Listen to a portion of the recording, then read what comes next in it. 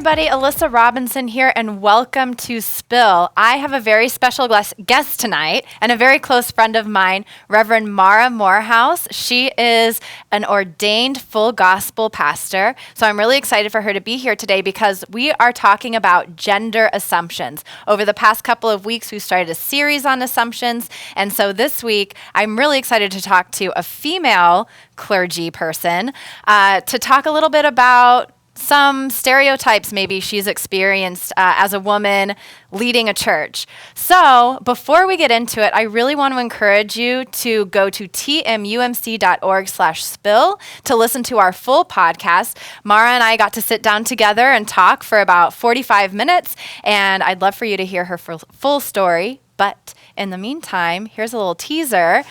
So Mara, if you could I know you grew up in an evangelical background. Yes. And so I just want to hear a little bit about how your upbringing shaped your views of what it is to be a woman in the church. Yeah. Well, in my immediate family, there wasn't a lot of support for women in clergy positions. So that was and that was mostly headed by my mom. So the direct female role model that I had. So that was kind of interesting growing up as I was formulating what kind of job I wanted to have when I grew up. So just personally, there wasn't a whole lot of support in terms of being a leader at that level, like the senior pastor or even associate pastor at a church. And then in my church family, to be honest, it wasn't really talked about. I mean, there were never, I grew up in an alliance church. There were always male pastors that were assigned to our church. It was a very similar itinerant system. And there was never discussion or even the option of females being in leadership roles. There were a couple times where women were elevated in leadership roles to where they were working in close collaboration with the pastor, and that was a little scandalous. Just the proximity of this female working so closely with the pastor when it wasn't his wife. And so there was just always kind of a little bit of a cloud over this idea of a woman leading a congregation and leading a church.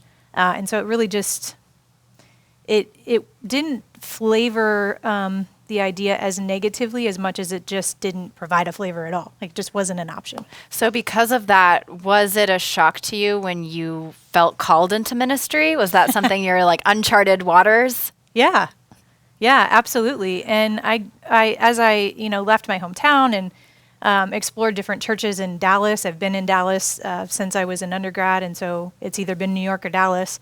I've seen all kinds of examples of women in leadership, both at churches that are egalitarian and churches that are complementarian, and so I've seen kind of the gamut. And I think, to be honest, the way I was raised just in my extended family, there was this dual message of both you can be whatever you want as a woman, but certain careers were not as encouraged as others. So there was a sense of, I think, just tenacity in myself of like, I'm going to do what I want to do, and I'll figure out what it looks like as I go. Well, and speaking of that tenacity and I want to do what I want to do, I'm curious with scripture that specifically speaks to women are to be submissive or subservient to men. Yeah. What is your interpretation of that? Yeah.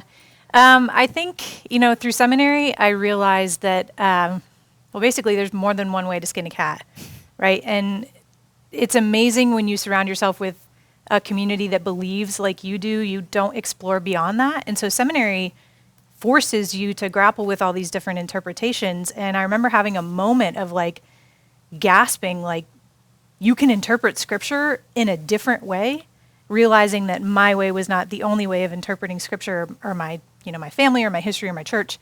And so some things that I pulled away from seminary, history matters, context matters, culture in history matters, Greco-Roman, Hebrew, ancient cultures, gender roles, and ideas of even anatomy and biology all play into some of the way scripture is written. And there's also some really beautiful ways of interpreting. I actually, when you asked me to do this podcast, I had just happened to read in 1 Peter a mention of a woman being a weaker vessel, and really had to grapple with what that meant. And then kind of having this moment of realizing, oh my gosh, without a man in that era, economically a household was kind of doomed. And so the idea of a man sacrificing himself as the economic security for a woman actually kind of levels out this idea of equality. And so I saw it through a whole new lens of maybe that's not a bad interpretation, as opposed to, oh, we automatically have to look at this as, hey, I'm not a weaker vessel, what the heck? So, but I go back and forth. I mean, at the end of my questioning, it's always checking it against God and being very prayerful about it and realizing it's part of our text and we can't throw it out. But yeah, really seeking different interpretations and, at the end of the day, really asking, how do I live in peace with this, and how does this inform how I treat other people, and what does this mean for me as a woman? So, well, and I don't want to give too much away because I really want y'all to tune into the podcast.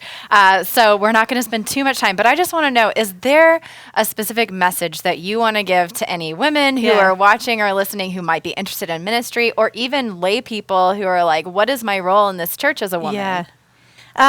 So first and foremost, I think something that women are not always encouraged to do is, well, I shouldn't say in general, but I don't think we're often given an opportunity in church to really find out where our strengths are outside of like spiritual gifts and, maybe some Bible studies, and to really know yourself, to really truly know yourself, and then to figure out how who you are and what you've come to know can contribute to the body, and then find a way to do that. And if it's not in your context, find another context. There are so many churches in Dallas and in Flower Mound and all over Texas that there are places for you to exercise those gifts. So I would say first, know who you are, and if you're not currently doing that, start doing that through things like Enneagram, other kinds of self-exploration tools, and then once you find some things that are really truly kind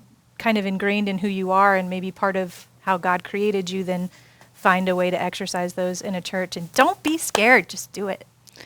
Yeah, and honestly, we kind of had a conversation about this earlier, which you can hear on the podcast, but that's great advice despite gender, right? Yeah, sure, yeah. But anyways, thank you so much, Mara, for spilling with us today. And again, go to tmumc.org/spill to listen to the podcast, catch up on all past episodes, and we'll see you next time. But thank you so much. Yeah, you're welcome.